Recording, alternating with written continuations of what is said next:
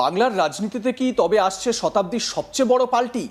যে নেত্রী গত বেশ কয়েক বছর ধরে বিজেপির বিরুদ্ধে লড়াইকে নিজের রাজনৈতিক অস্তিত্বের মূল মন্ত্র বানিয়েছিলেন, তিনি কি শেষ পর্যন্ত গেরুয়া শিবিরের দিকেই হাঁটতে পারেন? দিল্লির করিডোর থেকে কলকাতার রাজনৈতিক আড্ডা, এখন একটাই প্রশ্ন ঘুরছে, মমতা ব্যানার্জি কি শেষ পর্যন্ত বিজেপিতেই যোগ দেবেন? শুনতে অবিশ্বাস্য লাগলেও গত কয়েক সপ্তাহে বাংলার রাজনৈতিক অন্দরে এমনই বিস্ফোরক জল্পনা মাথাচাড়া দিয়ে উঠেছে। প্রশাসনের একাংশের দূরত্ব, মিডিয়ার মনোভাবের পরিবর্তন, দলের ভেতরের গোষ্ঠীকোন্দল আর দিল্লির নীরব কৌশল, সব মিলিয়ে এক অদ্ভুত চাপের মুখে পড়েছেন তৃণমূল সুপ্রিমো। আর সেই কারণেই এখন রাজনৈতিক মহলে ফিসফাস, নিজেকে বাঁচাতে কি শেষ পর্যন্ত বিজেপির সঙ্গেই সমঝোতা করবেন মমতা? সবচেয়ে বড় প্রশ্ন উঠছে, এই জল্পনা আদৌ কি বাস্তব নাকি অবাস্তব? ইতিহাস কিন্তু অন্য কথা বলছে। কারণ বাংলার মানুষ ভুলে যাননি, একসময় এই মমতা ব্যানার্জিই ছিলেন বিজেপির অন্যতম বড় সহযোগী মুখ। অটল বিহারী বাজপেয়ীর মন্ত্রিসভায় রেলমন্ত্রী হিসেবে শপথ নিয়েছিলেন, দিল্লিতে বিজেপির সঙ্গে কাঁধে কাঁধ মিলিয়ে ক্ষমতার রাজনীতি করেছেন।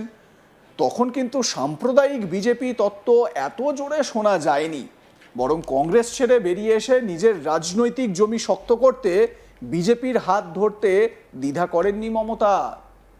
৯০-এর দশকের শেষের দিকে বাংলায় বামেদের বিরুদ্ধে লড়াই করতে গিয়ে মমতা বুঝেছিলেন, একা কংগ্রেসকে ভরসা করে সিপিএমকে হারানো সম্ভব নয়। তখনই দিল্লিতে বিজেপির উত্থান, আর সেই সুযোগেই তৈরি হয় তৃণমূল বিজেপি সমীকরণ। ১৯৯৯ সালে এনডিএ সরকারের গুরুত্বপূর্ণ অংশ হন মমতা। অটল বিহারী বাজপেয়ীর পাশে দাঁড়িয়ে হাসি মুখে ছবি তুলেছেন, লালকৃষ্ণ আডবাণীর সঙ্গে বৈঠক করেছেন, সংসদে বিজেপি সরকার বাঁচাতে ভোট দিয়েছেন।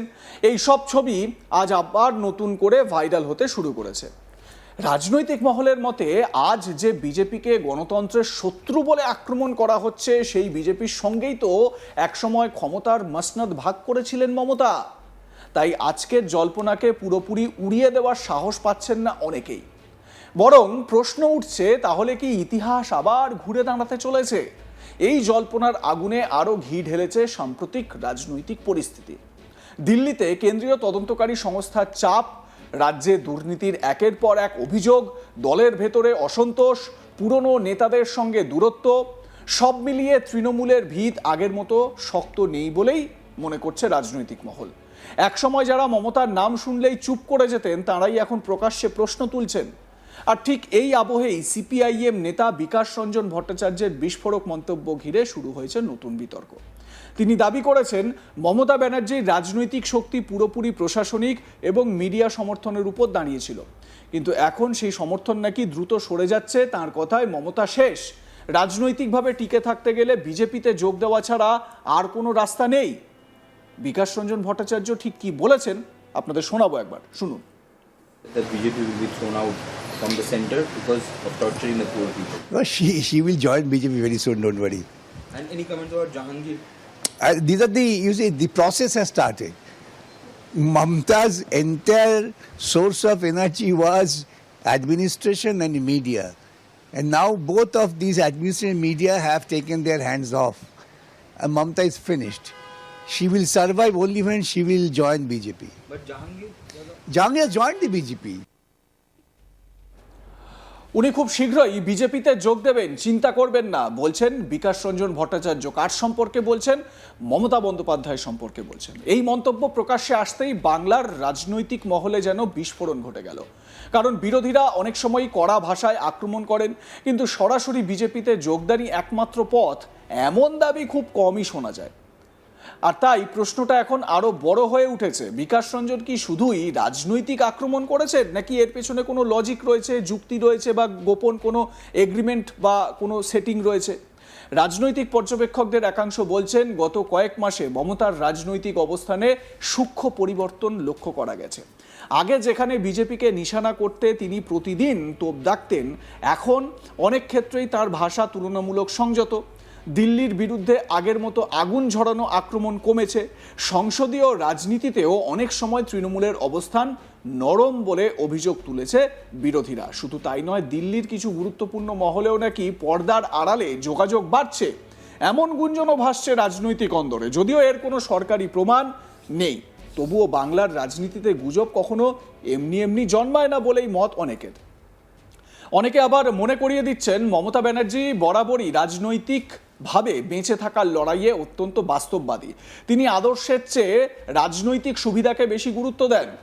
এমন অভিযোগ বহুদিনের। কংগ্রেস ছেড়েছেন, বিজেপির সঙ্গে গিয়েছেন, আবার বিজেপির বিরুদ্ধে লড়েছেন, কখনো তৃতীয় ফ্রন্টের কথা বলেছেন, আবার ক্ষমতায় আসার জন্য কংগ্রেসের সঙ্গে হাত বেঁধে হাতে হাত মিলিয়ে সরকার গঠন করেছেন সিপিএমকে হটাতে, সেই কংগ্রেসের সঙ্গে আবার সম্পর্ক ছিন্ন করেছেন।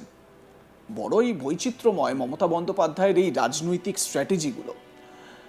দিল্লির আঞ্চলিক দলগুলোর সঙ্গে সমঝোতা করেছেন, ফলে ভবিষ্যতে প্রয়োজনে নতুন সমীকরণ তৈরি করতেই পারেন, এমন সম্ভাবনাও রাজনৈতিক তথ্যাভিজ্ঞ মহল উড়িয়ে দিচ্ছে না। কিন্তু প্রশ্ন হচ্ছে, বিজেপি কি আদৌ মমতাকে নেবে?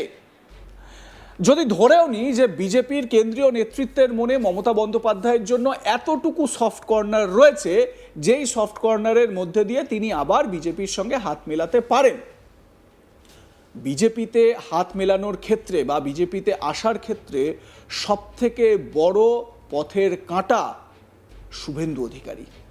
যে শুভেন্দু অধিকারী একসময় মমতা বন্দ্যোপাধ্যায়ের ক্লোজ এডের মধ্যে ছিলেন, খাস লোকেদের মধ্যে ছিলেন, সেই শুভেন্দু অধিকারী তার দল ত্যাগ করে, তার সঙ্গ ছেড়ে তিনি বিজেপিতে যোগ দেন এবং বিজেপির টিকিটে প্রথম নির্বাচনে তিনি নন্দীগ্রাম থেকে জয়লাভ করেন, মমতা ব্যানার্জিকে হারিয়ে বিরোধী দলনেতা হন।